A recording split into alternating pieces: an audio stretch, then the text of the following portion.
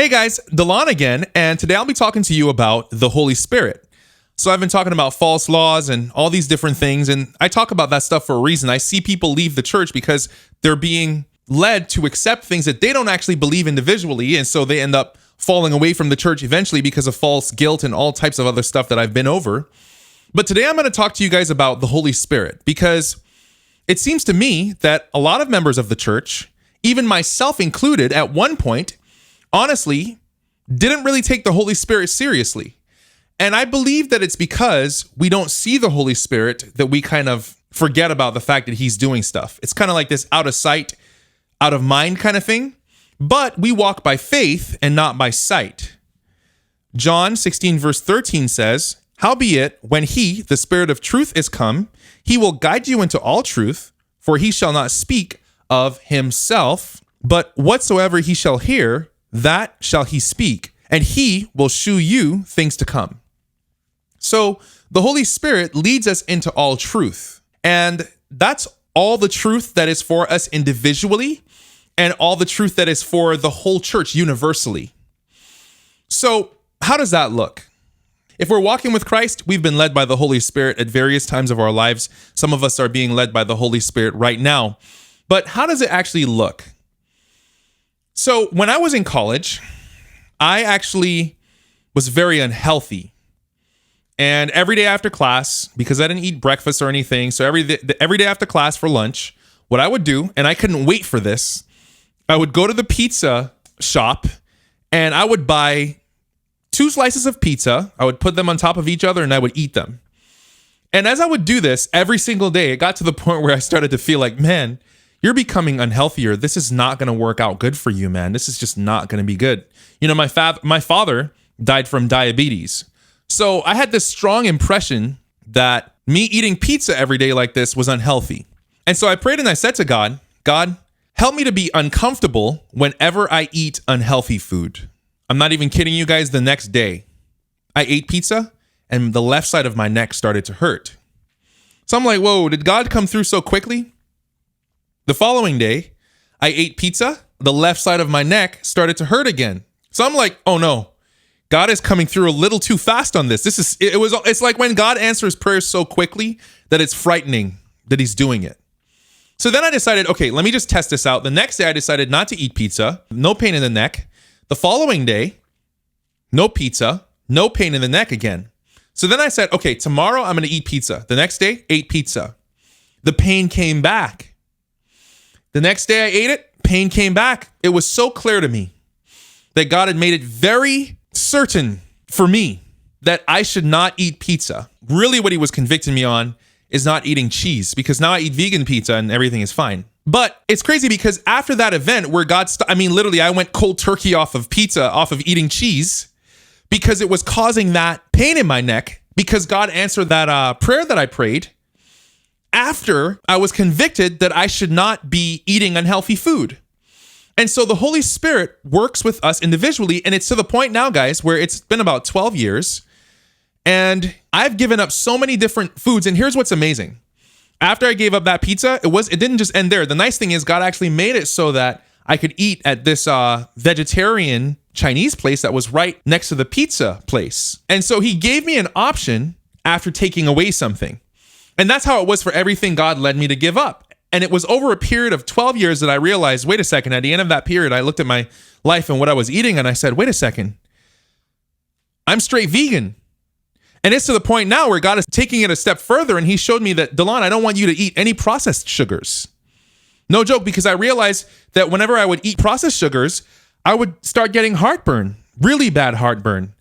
And so he truly has fulfilled this prayer that, he really has answered my prayer when I asked him and said, God, help me to feel uncomfortable whenever I would eat unhealthy food. And over that 12 years period of giving up so many things that made me uncomfortable, now I'm like, whoa, I'm actually vegan.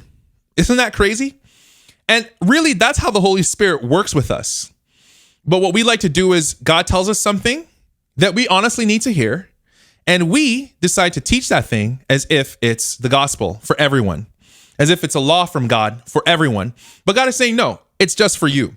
So the Holy Spirit actually does work, guys. And I know a lot of you guys are thinking, Delon, everyone knows the Holy Spirit works. Guys, what I've seen is that while we know it, it's very hard to put it into practice. Trust falling, into the arms of someone you can't see in front of you. That's why I'm talking about the Holy Spirit. We're trust falling into the hands of an invisible God, believing that he is going to lead our lives individually and the lives of all those around us. Romans 7 verse 6 says, "But now we are delivered from the law, that being dead wherein we were held, that we should serve in newness of spirit and not in the oldness of the letter."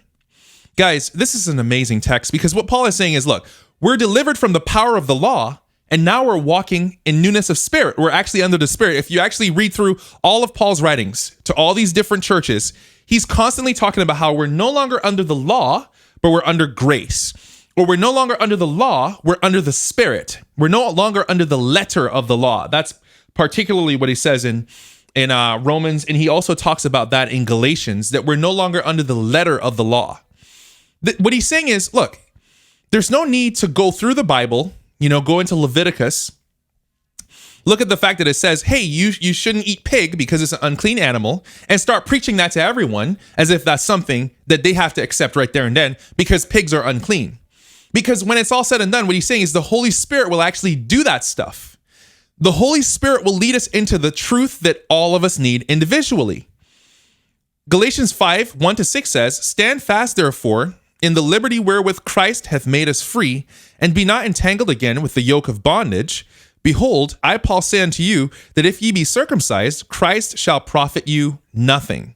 So this was during a time when people were saying, hey, you need to be circumcised in order to be saved, and all this different stuff that was wrong. And Paul is saying, listen, no, they don't need to be circumcised. And then he goes on to say, "For I testify again to every man that is circumcised, that he is a debtor to the whole law." So he's saying, look, if you're going to be saying that you got to be circumcised, understand that you're going to have to do the rest of the law.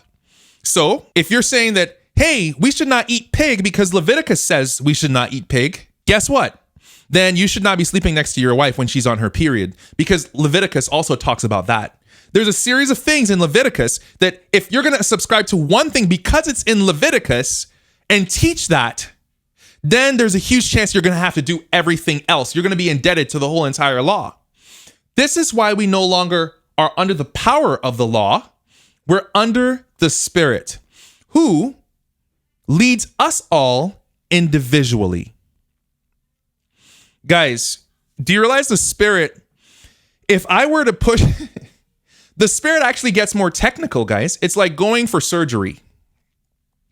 If I were to go to the doctors and I said, hey, I have this issue.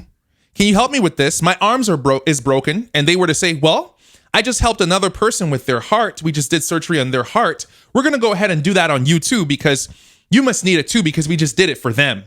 How ridiculous would that be? This is why we're no longer under the letter of the law, because the reality is everyone is in a different place at various times. So the Holy Spirit, just like the way how surgery is different from person to person for their situation, the Holy Spirit works on us individually for our situation. Whether we believe the Holy Spirit is doing stuff or not in our brother or sister's lives, the Holy Spirit really is doing stuff in their life. That's amazing, guys. My dad died when he was in his 30s from diabetes. And I believe that God was saying to me, Delon, you, my friend, are going to die soon. So I'm going to go ahead and persuade you in your mind that you need to eat healthy food. And then I'm going to lead you to pray this prayer to me to ask me to make you uncomfortable whenever you eat unhealthy food.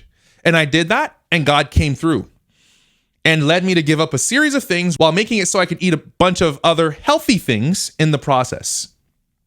So guys, let's trust that the Holy Spirit does work in our lives individually. And even when our brother or sister seems to be doing something very crazy, if God did not speak against that thing directly in the 10 Commandments, okay, that this stuff is like clear black and white, then let's just leave our brother and sister to walk by the Spirit, by the faith they have, individually. and let God show them, let God lead them to the truth that is for them at the appointed time. You know, it's funny because the world will say, you know, truth is relative. And it's fascinating because the devil really does twist things.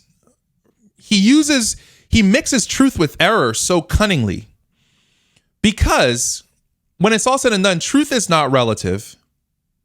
But what God reveals to you, something that you should do, he may never reveal to me as something that I need to do, because that is not what the Holy Spirit needs for me in my life.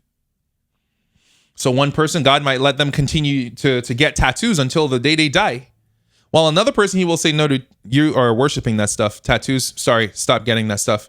Not for you. The Holy Spirit will tell them very clearly through whatever series of events he chooses that they should not get the tattoos. So this is why it's so important that we let everyone walk by their own individual faith, because they receive the Holy Spirit who will help them individually. So guys, again, let's walk by faith, because without faith, what is the point of anything?